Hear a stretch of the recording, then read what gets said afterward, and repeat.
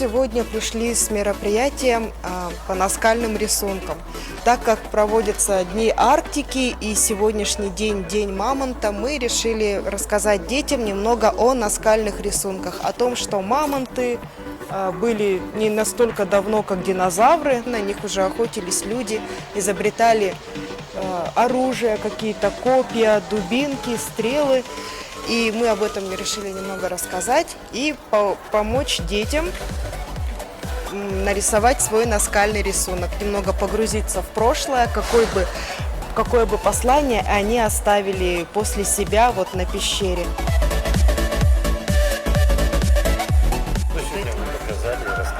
Я рассказала о плодах и семенах растений, о основных типах плодов, о способах их распространения, о делении плодов на сочные и сухие. И показала вот на конкретных примерах, вот, которые у нас представлены. Они посмотрели в бинокуляр и были очень рады. Целая очередь даже образовалась.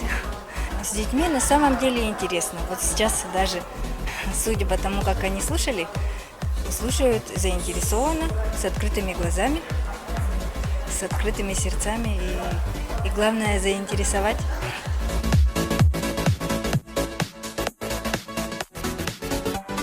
Мы рады, что поучаствовали сегодня в этом интерактивном проекте, где представили косвенно результаты научных исследований наших сотрудников, которые выращивают, в данном случае, зерновые культуры. Ребята очень сильно в этом заинтересовались, потому что мы еще сделали такое задание, чтобы они сварили такую символическую кашу из топора,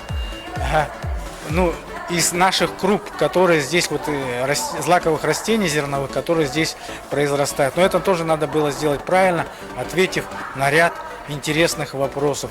Такие конкурсы, викторины очень интересны и полезны в плане саморазвития, потому что ребята сегодня руками потрогали, посмотрели, действительно, хлеб появляется не из магазина, а с полей, да, как он растет. Они посмотрели на структуру, посмотрели видео, как растет на якутских полях пшеница, рожь и так далее.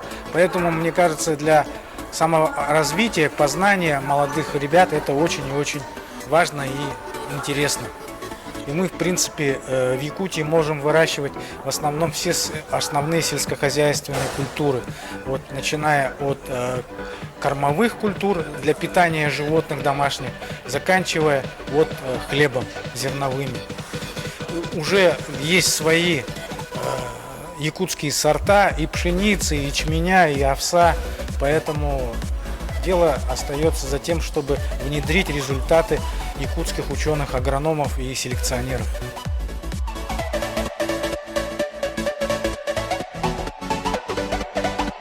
В общем, мы, конечно же, не все успели показать, то, что у нас исследуется в институте, но мы показали звуки космоса, связанные с магнитосферой, какие приборы участвовали в измерениях на спутниках и на ракетах, которые были созданы конструкторским бюро нашего института в свое время. Рассказали о исследованиях грозовой активности, молний, рассказали общее представление для детей об электричестве. В основном это детям, в общем, очень понравилось. Они много задавали вопросов интересных.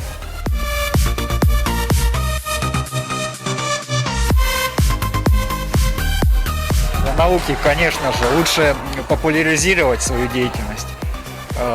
Во-первых, находить пути, заинтересовать молодежь с самого-самого юного, раннего возраста. Чтобы в науку шли уже подготовленные кадры, которые уже знали бы, с чем могут столкнуться.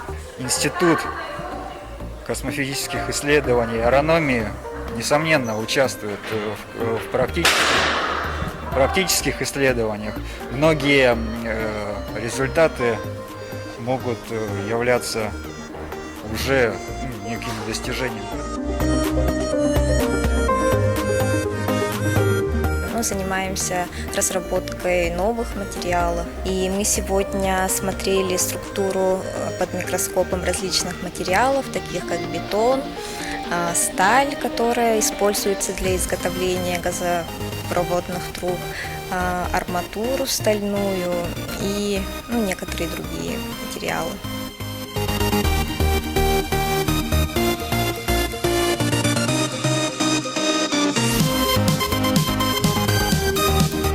Я сама по образованию химик, поэтому сегодня я продемонстрировала несколько реакций химических.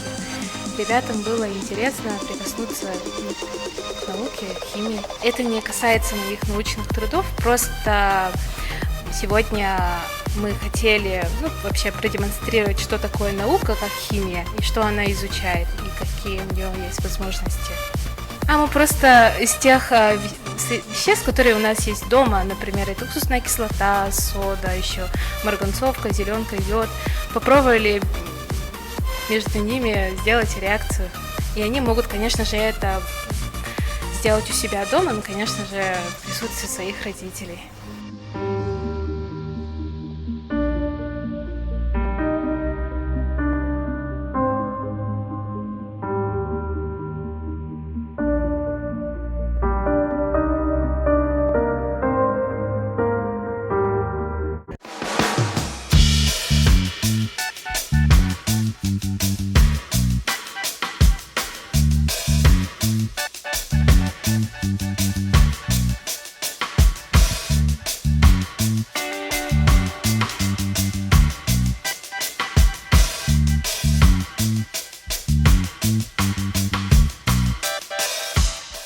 Карандаши тогда уже на тот момент были обычными, то есть как у нас, то есть деревянные карандаши, да, и графитовые теперь же будут идти.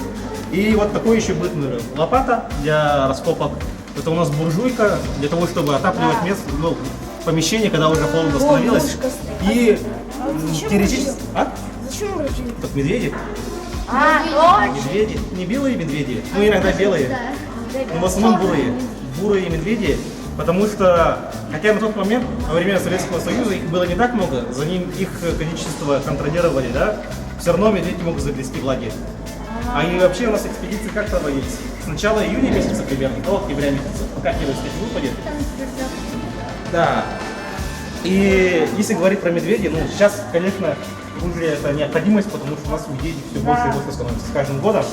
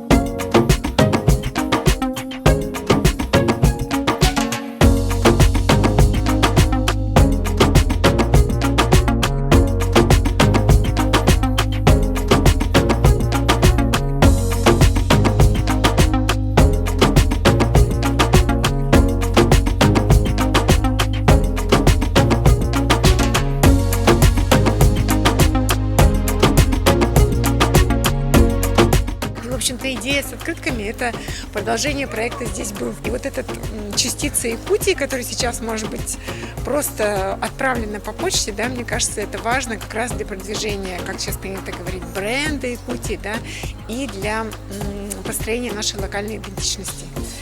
Почему эта открытка называется, среди нас в команде «Только в Якутии».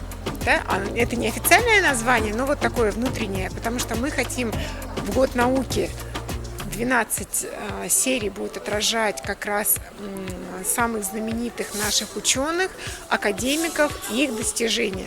Наша задача была поженить простоту восприятия и в то же время насыщенность, передать идею саму. Вот если сегодня открытка о мерзлоте, значит, мы должны были отобрать из 20-30 фактов там 4-5. Может быть, это не все, но самые интересные.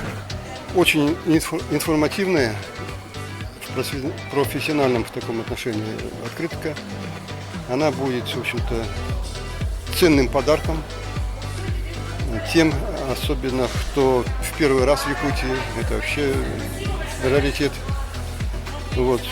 Тут можно написать свои предложения, свои впечатления о Якутии, тем, кто приезжает сюда в качестве туристов, и отправить своим друзьям, знакомым и так далее. То есть это вещь очень информативна, очень полезна, и особенно работает она на престиж республики. Я считаю, на престиж республики сегодняшней, ну, тем более на будущее, а в основном ориентируясь на прошлое, на историю.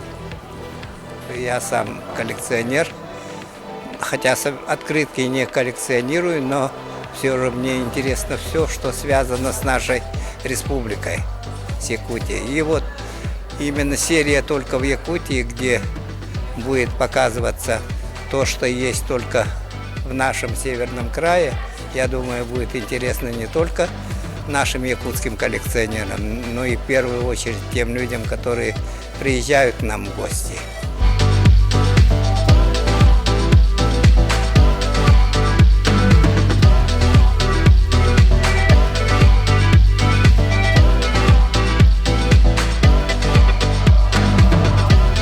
Пока проще приехать в парк, потому что, да, все равно это вопрос там еще нескольких недель, пока они появятся в городе.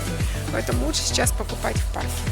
И вот наши исторические прогулки, они сейчас тоже будут включать в качестве сувениров и призов, конечно, эти открытки.